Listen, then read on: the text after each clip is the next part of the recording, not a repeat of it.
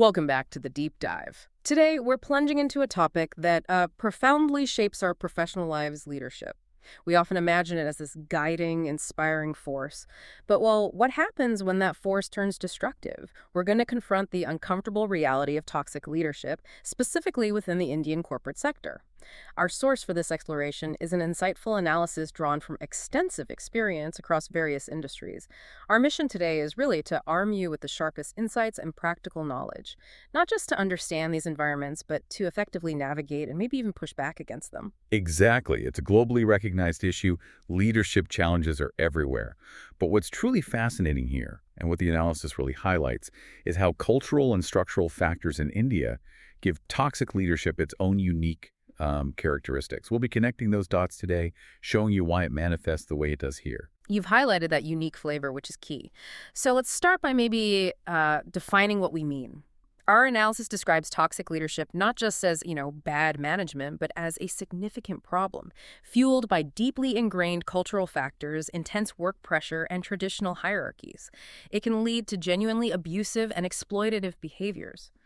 But if this is the definition we're working with, what are the most common ways this toxic leadership actually shows up in the daily work lives of Indian employees? What does it look like on the ground? Well, you'll see it in many forms. It's the outright abusive behavior, sometimes subtle, sometimes not. Then there's the blatant favoritism and the relentless pressure of unrealistic KPIs, those key performance indicators. It's also that micromanagement that just suffocates every initiative, a palpable lack of support and often just plain terrible communication. The analysis really emphasizes how these leaders might use intimidation or overt favoritism or even public humiliation, particularly in those high-pressure, often sales-driven environments where, let's be honest, results frequently trump employee well-being. Right, those are the day-to-day realities. But our sources suggest this isn't just about one bad apple at the top, is it? These behaviors often seem to cascade throughout an organization. How does that happen, and what's the wider impact? That's a critical point. This toxicity isn't just top-down. It spreads, almost like a cascade, as you said. You see, managers who are under intense pressure from their superiors often pass that pressure directly onto their teams. They might not even intend to be toxic, necessarily, but the environment, the system, kind of forces their hand. And this creates a cycle that contributes significantly to chronic stress and, frankly, widespread burnout. The immediate impact. It's profound. Increased stress, emotional exhaustion, and unfortunately, very high attrition rates. You lose good, dedicated employees who simply can't sustain it. Okay, you've highlighted how this toxicity cascades down, but to really grasp its insidious nature, we need to look closer at the specific behaviors, the almost, you could say, clinical characteristics. Our analysis pinpoints in these toxic leaders what makes them tick, and what are those particularly prevalent and destructive traits within the Indian corporate landscape. This is where our sources get really specific. Yeah, they do. The analysis identifies several key traits. First, micromanagement. And like I said, it's more than just being detail-oriented. It's this constant scrutiny and control over every single aspect of an employee's work, which doesn't just stifle creativity, it actively erodes autonomy and, crucially, trust. Right, that constant looking over your shoulder. Exactly. Then there's favoritism. This isn't just unfair. It often sort of weaponizes traditional networking and deference culture.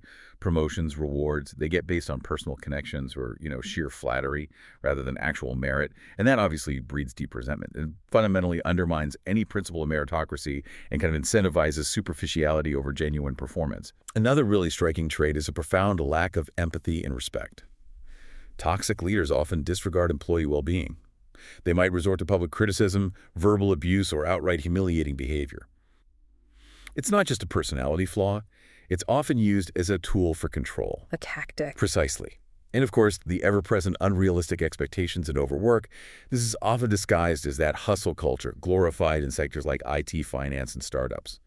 But this isn't really about demanding excellence. It's often about demanding the impossible, sometimes with this implicit message that your worth is tied to how much you suffer for the job. Yeah, and it's not just about the long hours themselves, is it? This creates a pervasive, fear-based environment. The analysis actually brings up a really poignant example that drives this home. The tragic case of a young accountant in Pune who died by suicide, reportedly due to overwhelming work stress. It just underscores how leaders can use intimidation and unpredictable behavior to maintain control, actively discouraging employees from speaking up or challenging authority. That fear, it can be absolutely debilitating. When you see stories like this in the sources, what's the one thing that consistently strikes you about the systemic failures that allow such, well, devastating outcomes? What consistently comes through is how these individual behaviors become normalized, Ah, how they persist. It really points to a broader organizational context where employees often feel compelled to tolerate these toxic behaviors. They fear retaliation, maybe career stagnation, or sometimes they simply don't see another viable option in a highly competitive job market. The perceived cost of challenging the status quo, of breaking that silence, is often, tragically, seen as higher than simply enduring the toxicity. so we've painted a pretty stark picture of what it looks like and feels like on the ground. But what makes this particularly prevalent in India? Our sources really unpack some unique cultural and structural factors that seem to allow toxic leadership to persist there. Exactly. First, you have the often rigid hierarchical structures that define many Indian organizations. These create pretty profound power imbalances right from the start. Okay. This is then compounded by a deep-seated, culturally ingrained respect for authority. India has this traditional value system that reveres elders and figures of authority, sometimes stemming from the ancient Guru-Shishya Parampara. Ah, the teacher-disciple tradition. Precisely. That's a tradition of often unquestioning devotion to a teacher or guru. Now, in the corporate world, this historic reverence can sometimes manifest as a powerful, almost unchallengeable deference to superiors. It can make it incredibly difficult for employees to even conceive of questioning or reporting issues, even when they're facing clearly detrimental actions. That makes sense. What else contributes? Well, then you add the pervasive fear of job loss. It's fueled by a very competitive job market and relatively high unemployment rates in certain sectors. This makes employees extremely reluctant to leave a toxic job or, report abusive behavior, fearing they won't find another position easily. Hmm. And finally, there's the persistent stigma around mental health. Despite rising awareness, there's still a significant fear of judgment or even penalty for seeking help. So employees suffering from anxiety or burnout might avoid discussing their issues openly, preferring to, suffer in silence. That fear of speaking up combined with that ingrained deference, it really does create a fertile ground, doesn't it? And it's not just the leaders themselves. The analysis touches on the toxic triangle theory. That for listeners who might know this, it's a chilling framework. It shows how destructive leadership, susceptible followers, and a conducive environment all kinds of conspire to create persistent toxicity.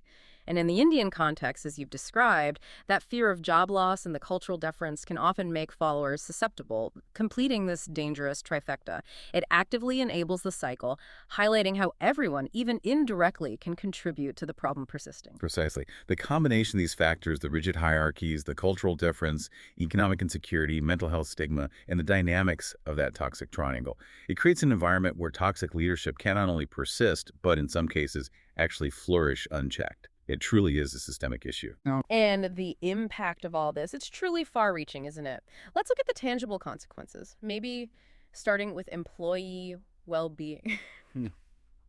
Workers in these toxic environments frequently experience chronic stress, burnout, anxiety, depression, the list goes on.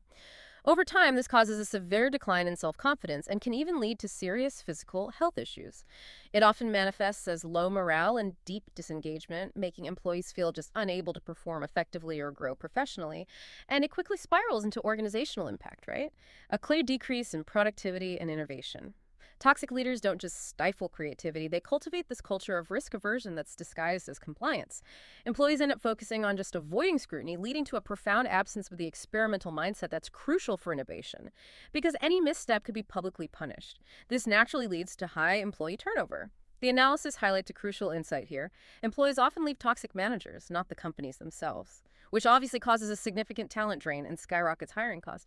And let's not forget the reputational damage. Public exposure of toxic behavior, especially now with social media, can severely tarnish a company's image, making it incredibly difficult to attract and retain top talent down the line. Yeah, and a critical point here is how these individual symptoms aggregate.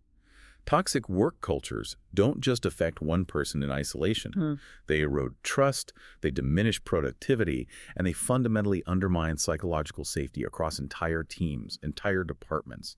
This isn't just a hit on the quarterly financials, it's a long-term cost, not only to the bottom line, but to the very culture of innovation, collaboration, and that sense of psychological safety that really defines a thriving workplace.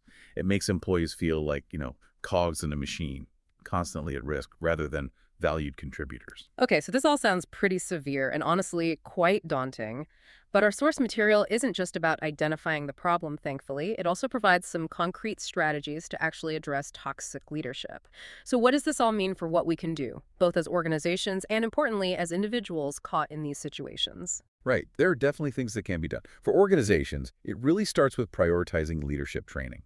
And this means focusing specifically on ethical, empathetic management and truly developing emotional intelligence among leaders at all levels. Not just ticking a box. Exactly. Then, implementing clear, robust policies against bullying, harassment, and micromanagement is absolutely non-negotiable. And these policies need teeth-strong, confidential reporting mechanisms that employees actually trust and feel safe using. Investing in employee well-being is also key. Promoting genuine work-life balance, offering accessible mental health support without any stigma attached. And critically, promotions need to be linked clearly to ethical behavior and merit, not just personal ties or how much face time someone puts in at the office. This is about building a culture where ethical conduct is genuinely rewarded, not just performance measured at any human cost. That makes sense for the organization. What about for employees facing this directly? Now, for employees, the strategies are equally vital, though often harder to implement. First, document everything. Assert boundaries calmly, if possible, but meticulously record toxic behavior dates, specific details, emails, even witnesses if you have them. Documentation is crucial. Keep a record. Absolutely. Build a strong support network. Talk to trusted colleagues. Find outside mentors or seek professional counselors. Avoid feeling isolated. Gain perspective. Then engage internal channels if they exist and you feel it's safe. Use HR, formal complaint systems, or maybe suggest anonymous feedback systems if the company is open to it. Focus on personal growth, too. Try to seek out positive projects or skill-building opportunities, even if the overall culture is toxic. This helps maintain your self-worth and keeps you marketable. Right, focusing on what you can control. Exactly. And finally, the tough one. Evaluate and exit. If the organization's values truly don't align with your own, and repeated internal attempts bring no accountability or meaningful change, well, it's often necessary to develop an exit strategy, discreetly explore new opportunities, prioritize your mental health and self-respect above all. Sometimes leaving a toxic workplace is absolutely essential for your long-term well-being. That's incredibly important advice, particularly the documentation and the exit strategy if needed. But given the cultural factors we discussed earlier, the fear of retaliation, that deep respect for authority, how realistic is it for an average employee in India to actually take external legal steps if internal ones fail? And what kind of support structures would they really need? That's a crucial question, and it's complex. While challenging internally can certainly be difficult, it's important to know that if those mechanisms fail, Indian employees do have several external legal options. This could include consulting a labor lawyer who specializes in workplace rights. That's often the first step.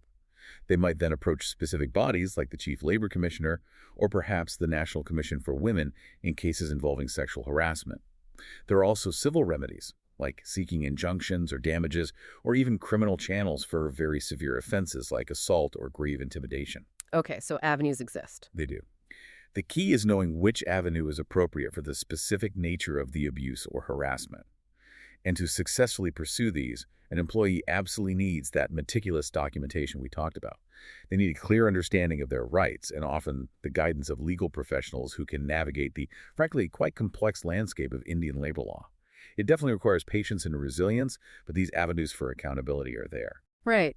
Well, this deep dive has truly laid bare the realities of toxic leadership in the Indian corporate sector, from its various manifestations and the unique cultural factors that fuel it, to the severe consequences for both individuals and organizations. But crucially, it also arms us, and hopefully arms you, our listener, with actionable strategies, empowering you with the knowledge needed to better understand, navigate, and hopefully, eventually, help change such environments. Which then begs the question perhaps for you, our listener, to consider as we wrap up. We've talked a lot today about identifying toxic leadership in others, in managers, in organizations, but considering those deeply ingrained cultural factors we discussed, the hierarchies, the deference, how might recognizing the potential signs of toxic leadership or enabling behaviors in ourselves, whether we're leaders, managers, or even peers, be just as crucial as identifying it in others? If we really want to shift workplace culture, well, maybe understanding is the first step, but that self-reflection and proactive personal change is how we collectively move towards healthier, more respectful workplaces for everyone.